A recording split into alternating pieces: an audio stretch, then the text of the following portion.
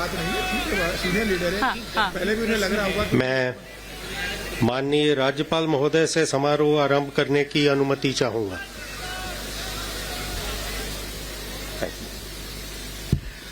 माननीय राज्यपाल महोदय ने अनुमति प्रदान कर दी है, अतः इस समारोह की कार्यवाही आरंभ की जाती है।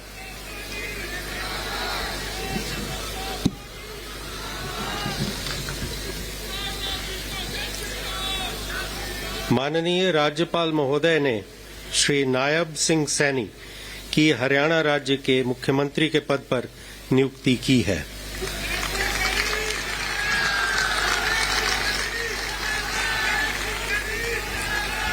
अब मैं श्री नायब सिंह सैनी जी से निवेदन करता हूं कि वे पद एवं गोपनीयता की शपथ ग्रहण करने के लिए पधारें।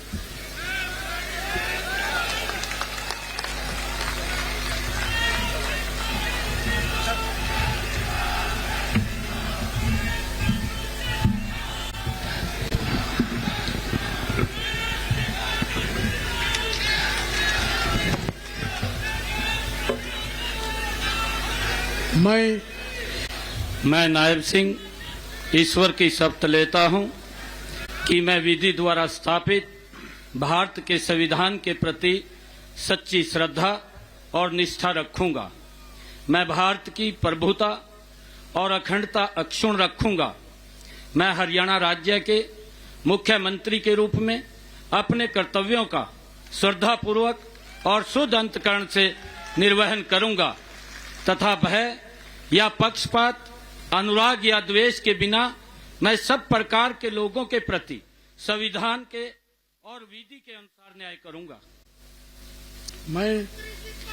मैं नायब सिंह ईश्वर की शपथ लेता हूं कि जो विषय हरियाणा राज्य के मुख्यमंत्री के रूप में मेरे विचार के लिए लाया जाएगा अथवा मुझे ज्ञात होगा, उसे किसी व्यक्ति या व्यक्तियों को उस अवस्था को छोड़कर, जबकि ऐसे मुख्यमंत्री के रूप में अपने कर्तव्यों के उचित निर्वहन के लिए ऐसा करना अपेक्षित हो, अन्य अवस्था में मैं प्रत्यक्ष या परोक्ष रूप में संसूचित या प्रकट नहीं करूंगा।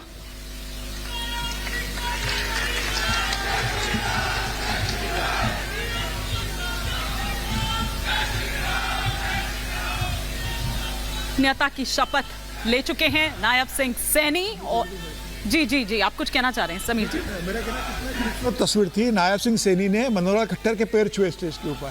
पार्टी का एक समर्पित कार्यकर्ता किस तरीके से काम करता है ये बताता है। तो वहीं आप एक दूसरा उदाहरण देखिए, जब राजस्थान के अंदर अशोक गहलोत अपने पूर्व उप मुख्यमंत्री और पूर्व प्रदेश अध्यक्ष सचिन पायलट के लिए निकम्मा शब्द का इस्तेमाल करते हैं, नालायक शब्द का इस्तेमाल करते हैं। ये बताता है कि पार्टी के अंदर सत्ता की लड़ाई कौन लड़ता है और पार्टी के अंदर एक समर्पित कार्यकर्ता किस तरीके से काम करते हैं। और सत्ता का हस्तांतरण इतने सहजता के साथ हो जाता है कि कोई झगड़ा नहीं, कुछ नहीं। पार्टी ने जिसे कहा उसने मुख्यमंत्री की शपथ ले ली। ये बताता है कि यहाँ सत्ता की राजनीति नहीं होती। पहले वो तस्वीरें देख लेते हैं, तस्वीरें तो देख लीजिए। जो आदमी सेवा के लिए आता है वो इस तरह का ठीक है।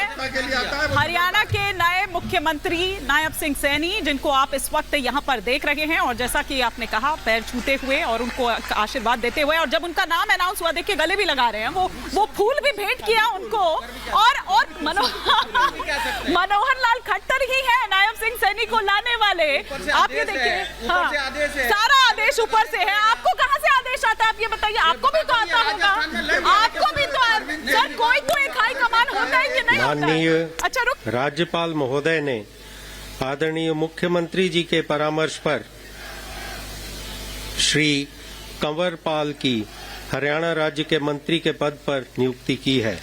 अब मैं श्री कंवर पाल जी से निवेदन करता हूं कि वे पद एवं गोपनीयता की शपथ ग्रहण करने के लिए मंच पर पधारें।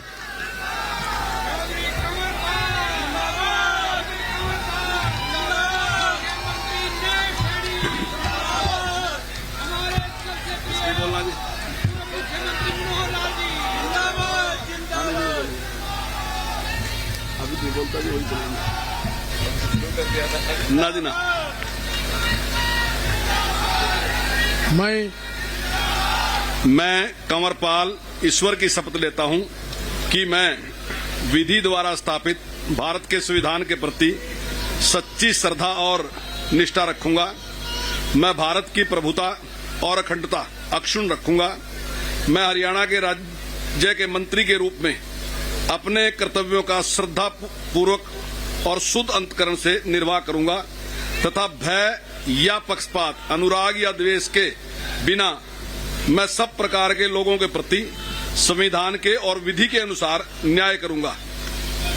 मैं कंवरपाल ईश्वर की शपथ लेता हूं कि जो विषय हरियाणा राज्य के मंत्री के रूप में मेरे विचार के लिए लाया जाएगा अथवा मुझे ज्ञात होगा, उसे किसी व्यक्ति या व्यक्तियों को उस अवस्था को छोड़कर, जबकि ऐसे मंत्री के रूप में अपने कर्तव्यों के उचित निर्वाह के लिए ऐसा करना अपेक्षित हो, अन्य अवस्था में मैं प्रत्यक्ष या परोक्ष रूप से संसूचित या प्रकट नहीं करूंगा। तो कंवरपाल गुर्जर मंत्री पद की शपथ लेते हुए, लेकिन सेकंड पर अगर वो आ रहे हैं प्रेम जी शपथ लेने के लिए, तो ये क्या बता रहा है? ये बताता है कि उनकी स्थिति जो है सरकार में नंबर 2 की रहने वाली है। नहीं, लेकिन अनिल विज को हम फिर कहां देखें? क्या पत्ता कट गया है?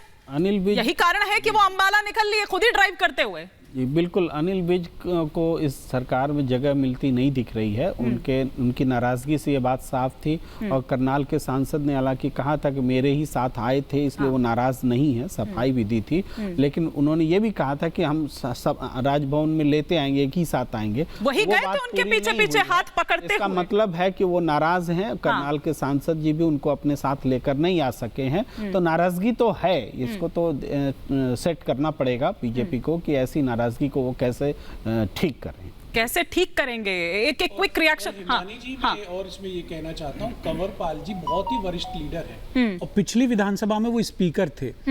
आज उनको कम से कम उप मुख्यमंत्री बनना चाहिए था, वैसे तो वो मुख्यमंत्री होने चाहिए थे। भारतीय जनता पार्टी ने पार्टी जी, आप क्यों नहीं दुष्यंत जी को उस वक्त बुलाते हैं जब आप लोग ये चयन कर रहे होते हैं कि किसको क्या आपको जिम्मेदारी देनी है, कौन रहेगा कौन नहीं रहेगा? आप खुद ही अपनी वरिष्ठता का ध्यान रखना चाहिए था। कंवरपाल जी को चीफ मिनिस्टर बनाते तो अच्छा मैसेज जाता कि भाजपा संवैधानिक मूल्यों का पालन करती है।